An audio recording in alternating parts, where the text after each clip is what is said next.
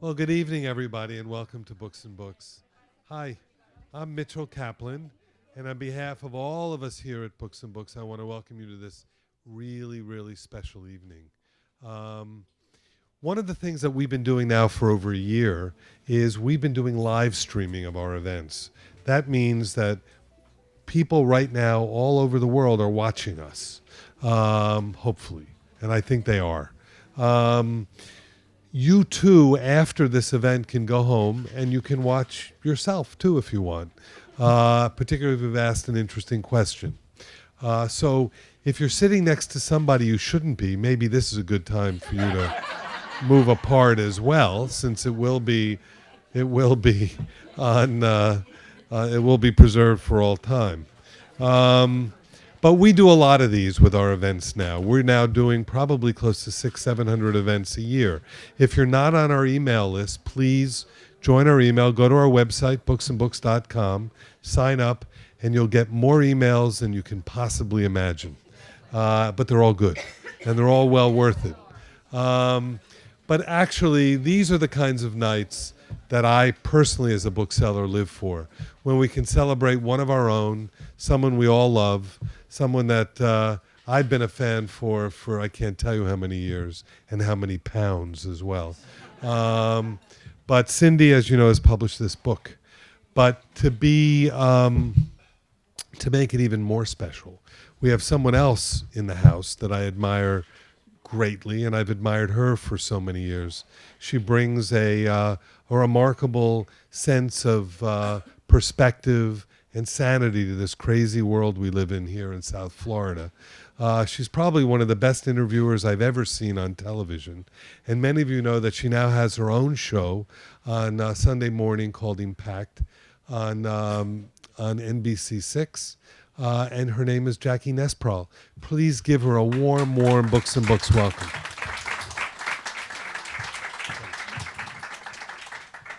Thank you, Mitchell. It's always great to come here to Books and Books because this really is a gem, isn't it? In the middle of Coral Gables of a wonderful city. And we have Mitchell Kaplan to head this, and we're so grateful that you're here in our city. So thank you, Mitchell, for that introduction. By the way, Ingrid Hoffman, how are you? Good to have you here. I'm so excited to be here today because of Cindy.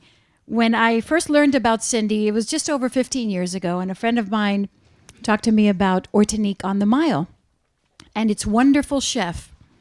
I was a little skeptical about having a restaurant in Miracle Mile next to the theater back then. Who knew? And I had never been to Norma's on the Beach, so I had never really tried her cuisine. So this was all new for me. When my husband and I walked into Ortonique on the Mile, we were hooked. And that skepticism really evaporated because we walked in and we knew that this was going to be a staple in our community. It was love at first bite for me. Or should I say, at first sip, because that pumpkin bisque really had me at hello. Isn't it? I was really hooked. And did I mention that I was pregnant at the time with my third child, Carolina, who in some circles is known as the Ortonique baby, because I kept going back because I had the cravings for that pumpkin bisque. She was a 9-pounder, and I have to thank Cindy for that.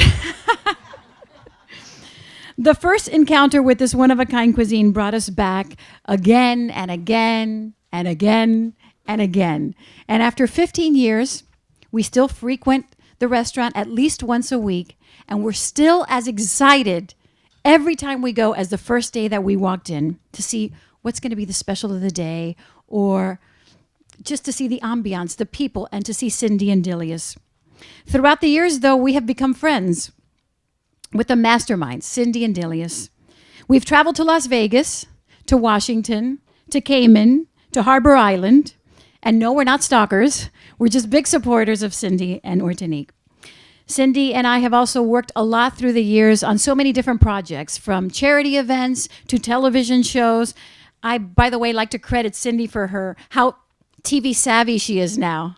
I gave her all the tips from the very beginning, but she really is a natural. When I was talking to Cindy about this book and her inspiration for this book, which took a lot of blood, sweat, and tears, she talked about her early years and how her grandfather was a big inspiration for her. and her time in Jamaica. And then, of course, Dilius and his mom and the impact that they made in her life. The tears she shed in her first restaurant, Norma's, she didn't think she could do it, but Dilius was the force behind her. He knew that she could. He never lost faith in her ability, her talent, her creativity, and her strength. I really love this book. I had an opportunity to take this book a week ago, and I read it. And I don't just love it because of the recipes and the dishes, which I'll never be able to recreate, but I love it because of the stories, because every recipe has a story, and it really brings this recipe to life. One in particular of a holiday weekend, a 4th of July weekend in Cacay. We had a few cocktails, and I'm using that term very loosely. Spent some time talking on the beach, chismeando, which is a Spanish word for talking about other people. And I do very well. But Cindy discovered my aunt's cod fritters. And in the book, she talks about that day, and she talks about my aunt and gives her chops. She really credits her, Miriam Gomez. But of course, Cindy has the magic touch, the Midas touch. She turned that cod fritter into magic. And now it's one of her recipes in her book, and also it's on the menu at Ortenique on the Mile as well. It's my privilege to introduce the one and only Cindy Hutson here tonight at Books and Books, my favorite city, Coral Gables. Mom, sister, wife, chef, entrepreneur, philanthropist, artist, and now author, my friend Cindy Hutson.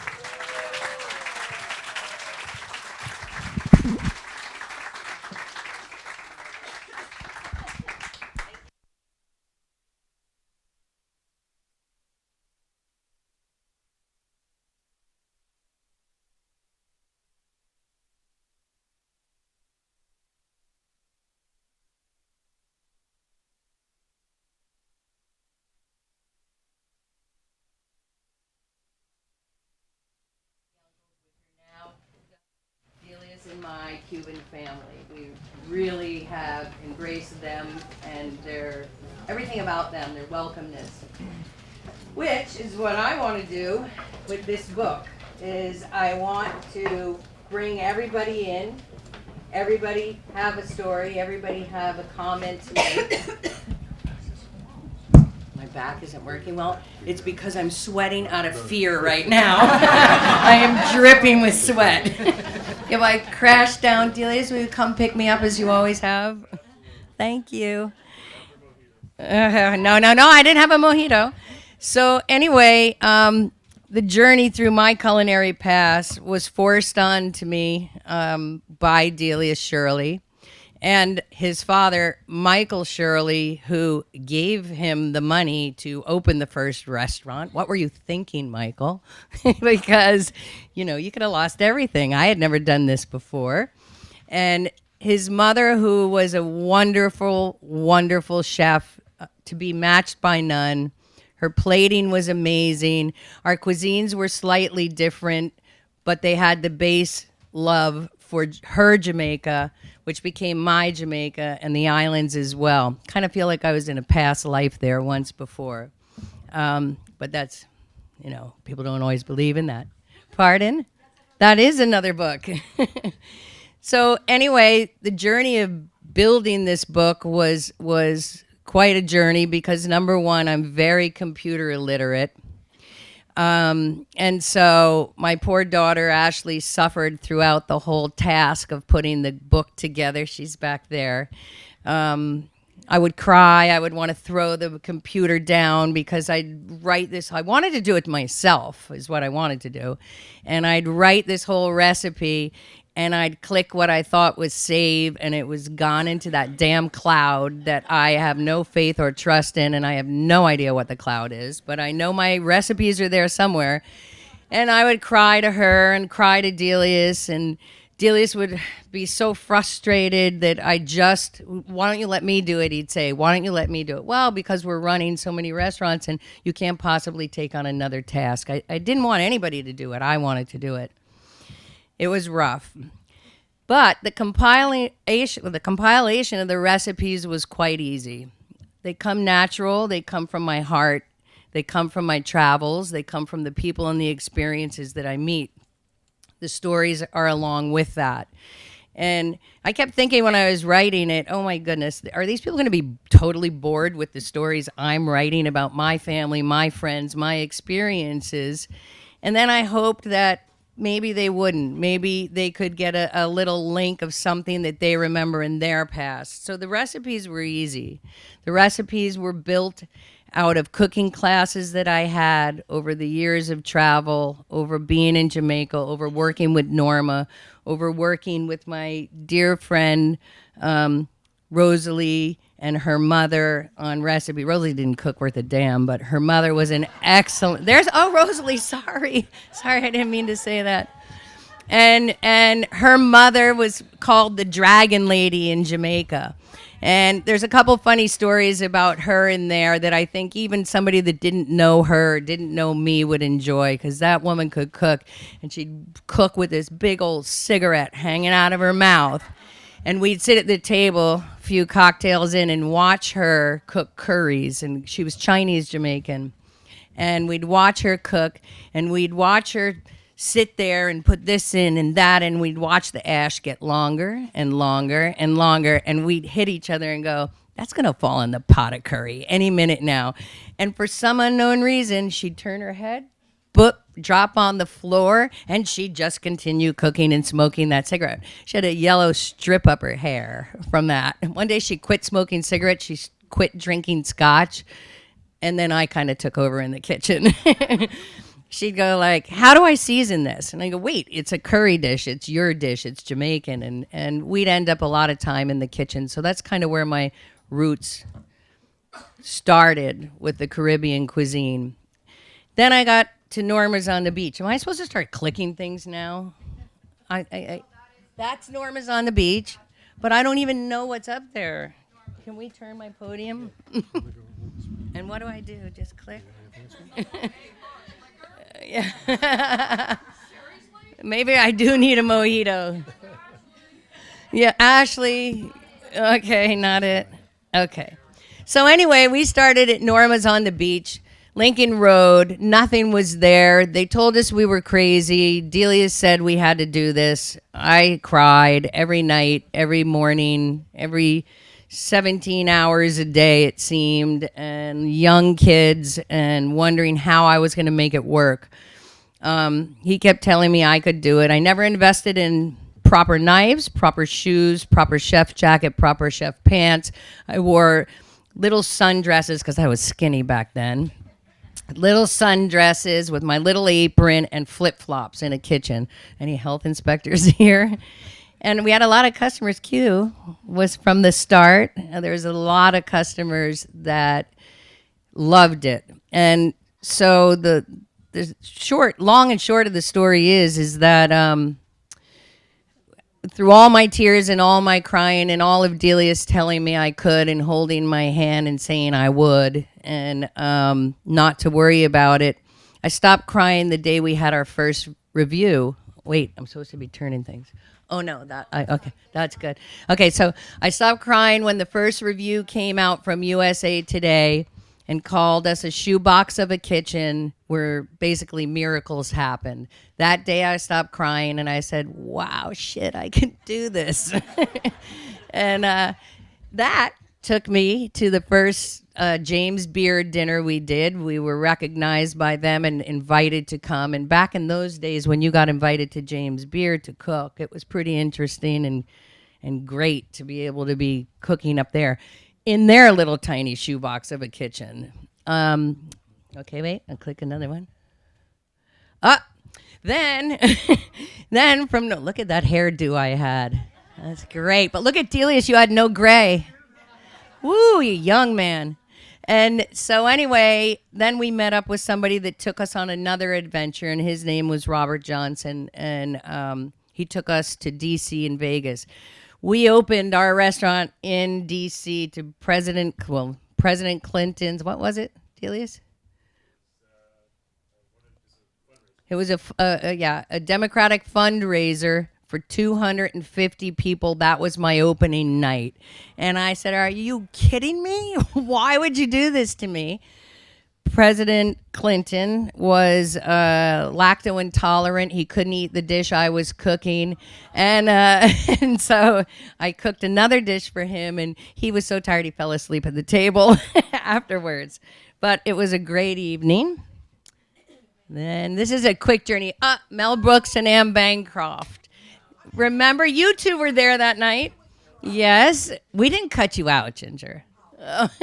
But that night, Mel Brooks used to come all the time, and the first time he came to the restaurant, he walked through. At Norma's on the Beach, you had to walk through the kitchen to get to the bathrooms. And he walked through the kitchen and said, "Hi, I'd like to introduce myself. I'm Mel Brooks." And I said, "I'm very well aware of who you are." And I was the only cook in there cooking away. I had a dishwasher and a salad person. That was it. And he said later on that evening that he could never eat onions, and would I cook special for him? No chives, no onions, no this, no that. And I said, of course I would.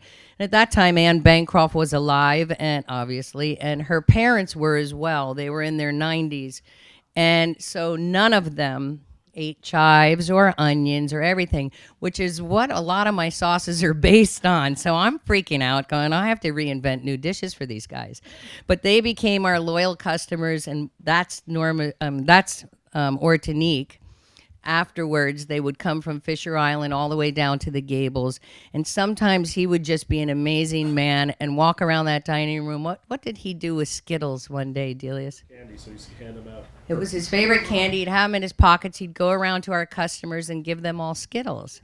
And he was a lovely man. He is Yes, good to be the king.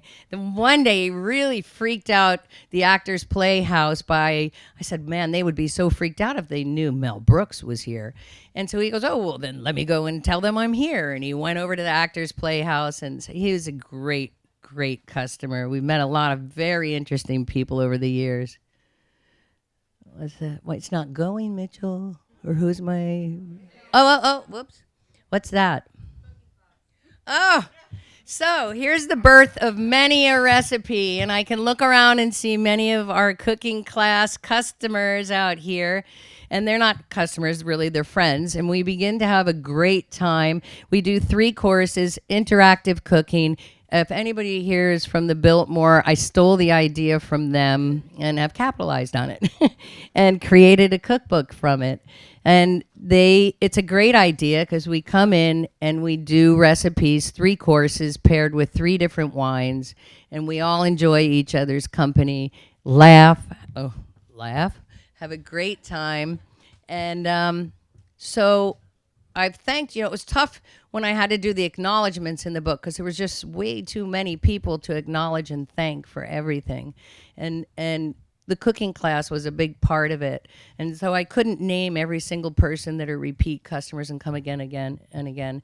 I do thank them for really, this was my testing ground for a lot of recipes. And of course, all these things come out of my head, and I'd write them down on a piece of paper, where Ashley would, and then I'd give them all pens, because as we were cooking, I'd say, wait a minute, this isn't right, cross out 4 cloves of garlic, put it to 2.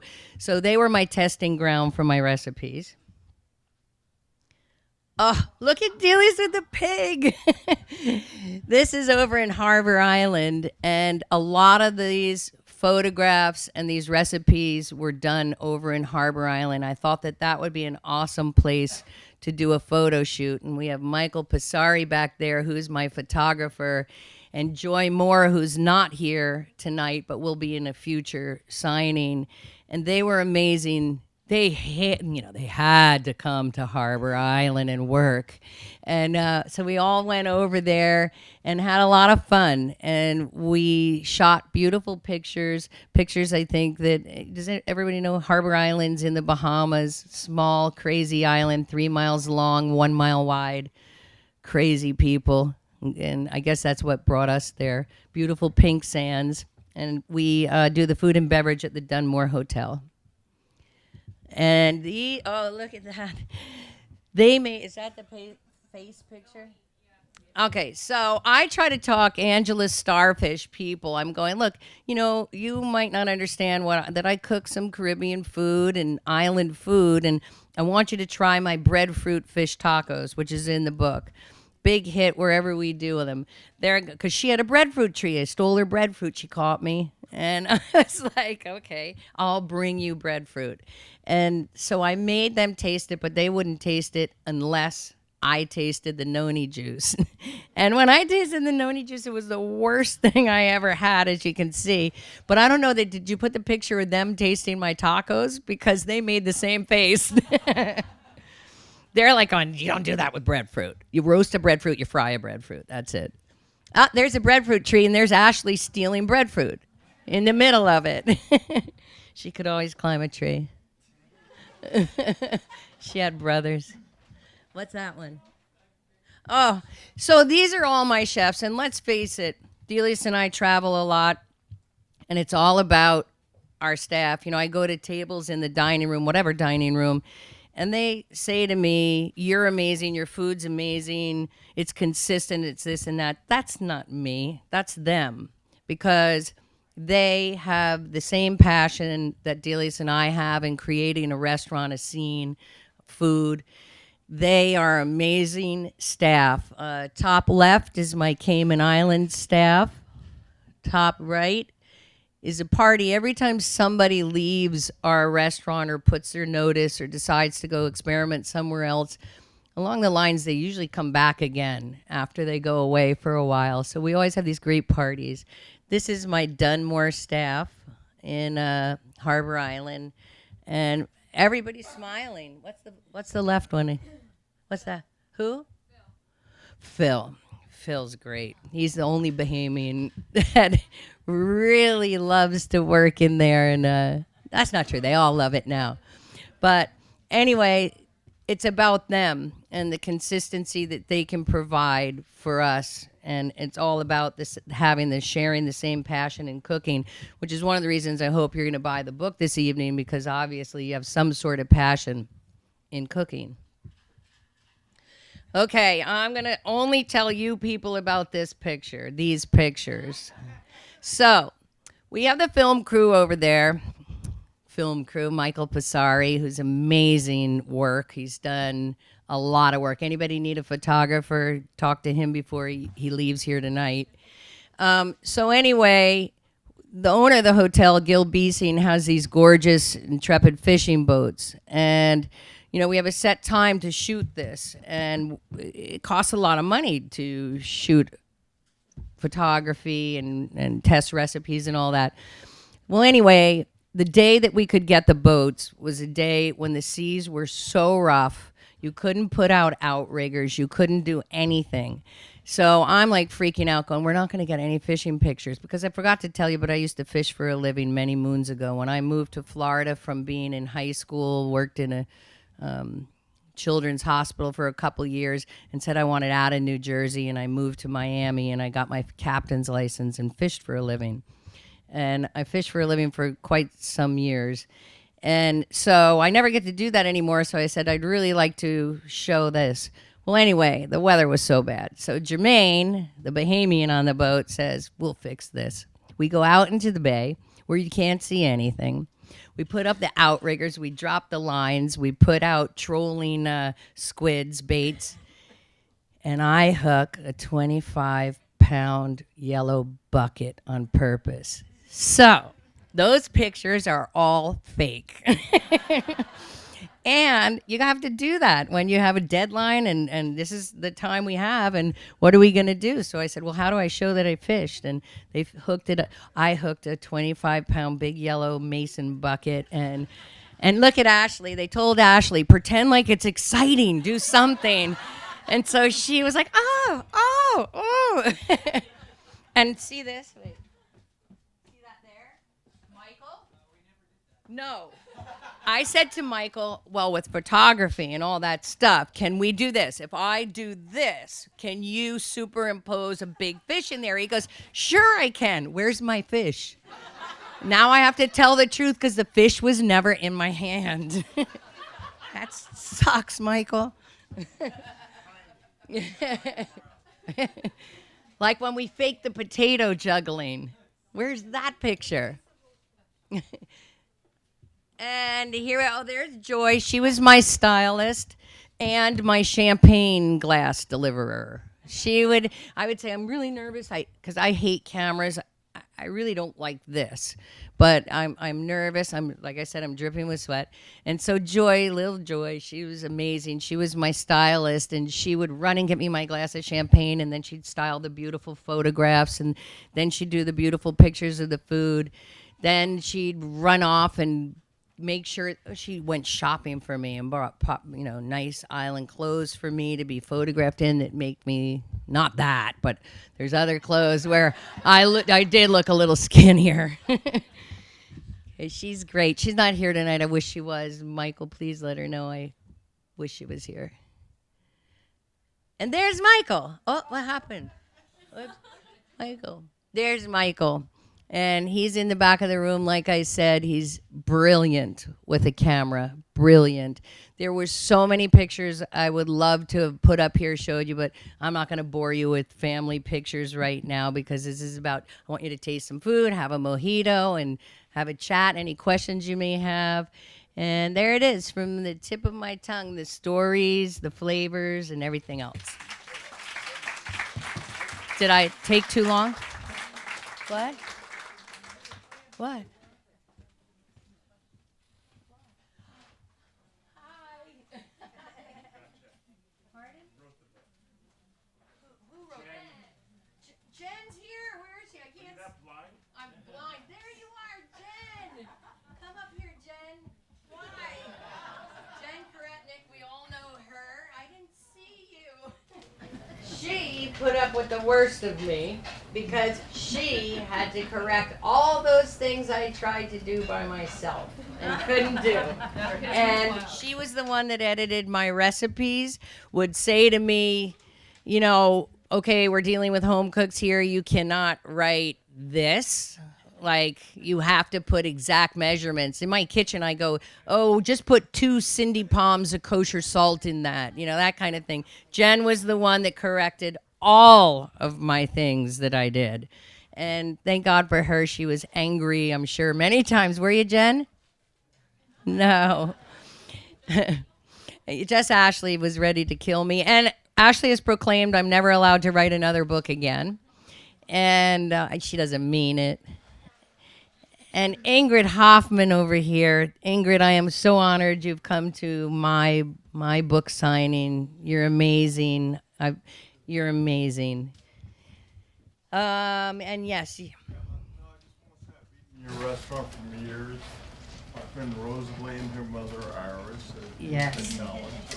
But you're so gorgeous without your skull. Nobody ever does. It's purposely meant to be that way. Thank you. Thank you very much. Awesome. Good. Thank you. Jen, you snuck in. Yes, Ingrid. How long did you do like one steady shoot of X amount of days and you guys not X amount of dishes a day? How did you do your shoot? Well, they were pretty brutal on me, and you've done cookbooks, so you know how brutal it can be. And they were brutal. They would say, you've got to do this, this, and this. We're going to attempt to do 20 dishes on this day. I got up at the crack of dawn. It was terrible. One of the worst times was the third day. I kept thinking, well, I look so tired. These photographs aren't going to be good, but he's done an amazing job on them. So one of the worst days was that day with that damn pig on Delius's neck, because it was one of our last days, and we had to fit so many things in one day. And now I know why these multi-million dollar models are complain. It's like, it's hard. And so that day, we go running from place to place. We start at this tree called the Living Tree. We take pretty shots of me, and I'm exhausted. I can't be pretty anymore. And then we did food shots. Then we did running around, getting beer, doing this and that, and cooking that cajachina pig for a thank you party for all that were involved in it. And that day, I just said, I need a power nap. So after we picked up all the beer, got the pig settled, all that, I go to our apartment called Chat and Chill. and I lay down to take my 20-minute power nap. I swear to you, I was gone 30 minutes. When I came back to that house where the pig was being cooked, they had polished off 2 bottles of tequila in shots. And I'm going, they're wasted. And I'm going, are you kidding me? There was no tequila. There was no anything left. And I got to cook the pig. And I mean, look at him. He's dancing around with a pig on his neck. Anyway, yes, the pig wore the sunglasses. Yeah. Get out of here. So wait, how many days altogether were we there doing that big photo shoot? 6 in Miami, 7 over in Harbor. And, you know, Harbor was really an awesome place to do a photo shoot because there was so much that were in my heart that I could put in that book. And that was kind of what it was about for me. Delius is... there's a lot of people in life never find what their calling is. They work. They may have a job here and there. They have several jobs and try and find their calling. But if it hadn't been for Delius basically taking my hand and telling me I could, I never would have found that job or that thing that makes me happy. I just cooked because I like to, but now I know what I really was meant to do. So I thank you, Delius.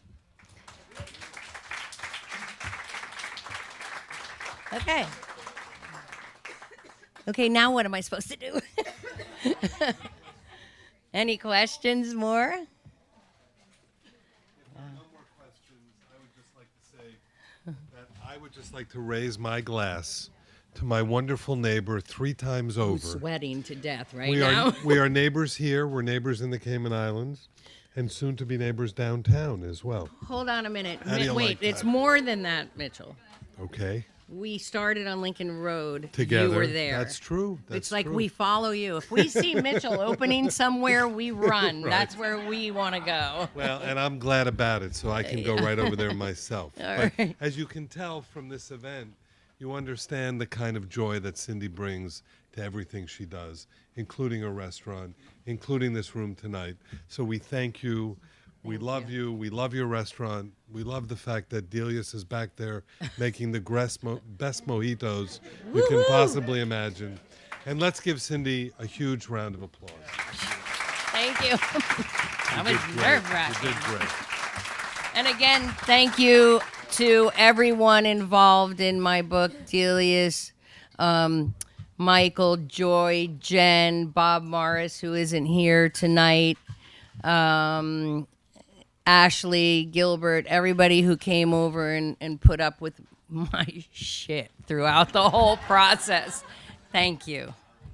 Again, thank you all. And thank you, Cindy. A wonderful evening. Thank you.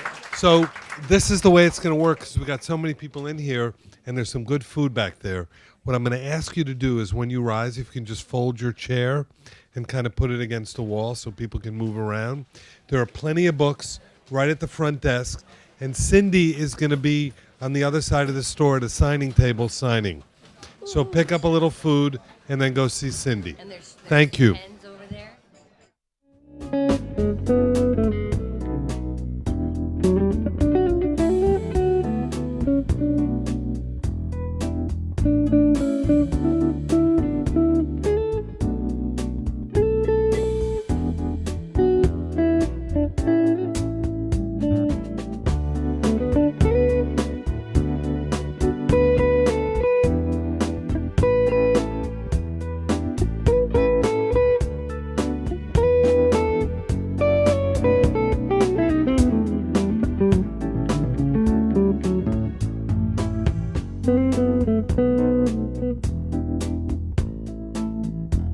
Thank you.